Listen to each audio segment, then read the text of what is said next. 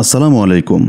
10 জিলহজ সকালবেলা মুজদালিফায় খোলা আকাশের নিচে রাত্রি যাপন শেষে হাজী সাহেবগণ লাব্বাইক আল্লাহুম্মা লাব্বাইক ধ্বনিতে এগিয়ে চলেছেন জামারায় শয়তানকে পাথর মারার উদ্দেশ্যে।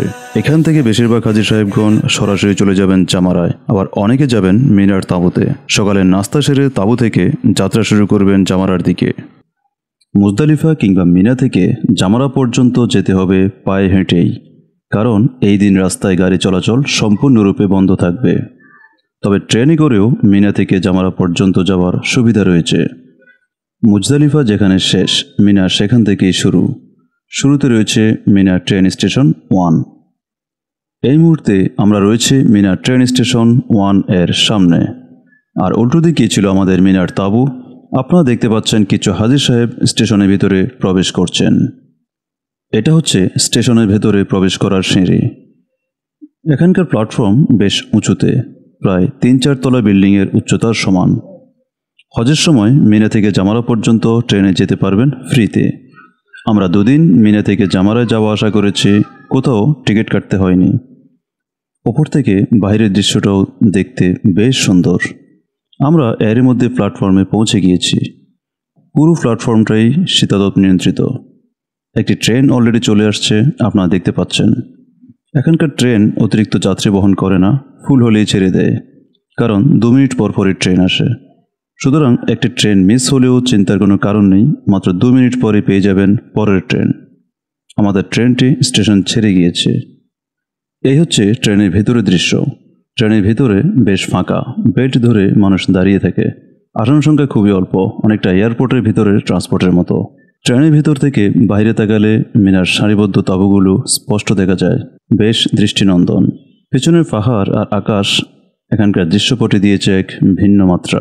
মিনা স্টেশন 1 থেকে প্রায় 1.5 কিলোমিটার সামনে গেলে মিনা স্টেশন 2। এখানেও কিছু হাজী সাহেব ট্রেনে উঠবেন। আরও প্রায় 3 কিলোমিটার পর মিনা ট্রেন স্টেশন 3, এটা লাস্ট স্টপেজ। এখান থেকে বের হলেই জামারা।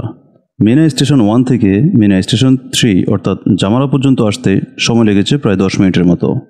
সাদা রঙের তাঁবুর মতো যে শেড দেখা যাচ্ছে, এগুলোকেই বলা হয় জামারা। এখানেই পাথর মারতে হবে।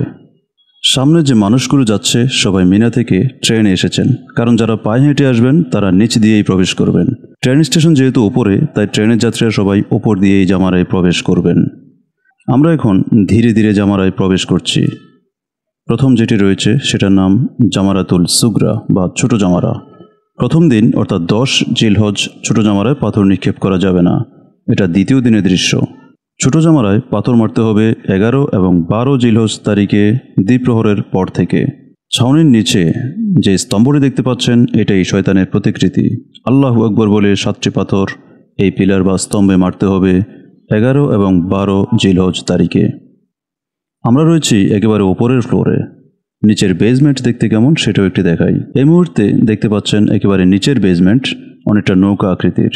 নিক্ষেপ করা সব কঙ্কর এখানে জমা হয়ে থাকে, পরে এখান থেকে পাথরগুলো সরিয়ে নেওয়া হয়। প্রথম জামারা অতিক্রম করে একটু সামনে গেলে আরেকটি জামারা, যার নাম জামারাতুল ওয়াস্তা বা মধ্যম জামারা। এখানেও 10 জিলহজ তারিখে পাথর মারা যাবে না। এই জামারায় পাথর মারতে হবে 11 ও 12 জিলহজ তারিখে দ্বিপ্রহরের পর। মধ্যম জামারা অতিক্রম করে একটু সামনে গেলে একটি খালি শেড চোখে পড়বে।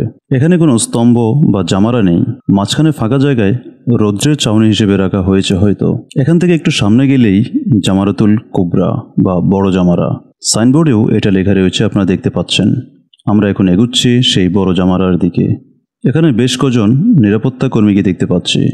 এখন দুপুরবেলা লাঞ্চ টাইম, ওনারা বসে লাঞ্চ করছেন। যাই হোক, বলছিলাম জামারাতুল কুবরা বা বড় জামারা। 10 জিলহজ শুধুমাত্র এই বড় জামারাতেই 7টি পাথর নিক্ষেপ করবেন এবং ওই দিন সকাল থেকেই পাথর মারা যাবে। পাথর নিক্ষেপ শেষে কোরবানি করে মাথা মুন্ডন করে হিরামের কাপড় খুলে সাধারণ পোশাক পরিধান করে হাজী সাহেবগণ হালাল হয়ে যাবেন। তারপর 11 এবং 12 জিলহজ তারিখে ছোট ও মধ্যম জামারার পাশাপাশি বড় জামারায় পাথর নিক্ষেপ করতে হবে দ্বিপ্রহরের পর থেকে। প্রিয় দর্শক, এই ছিল মিনা থেকে ট্রেনে চড়ে জামারা এসে পাথর নিক্ষেপ করার পুরো তথ্য। আশা করছি ভিডিওটি অনেকের জন্য হেল্পফুল হবে। সো ভিডিওটি শেয়ার করে দিন। ধন্যবাদ।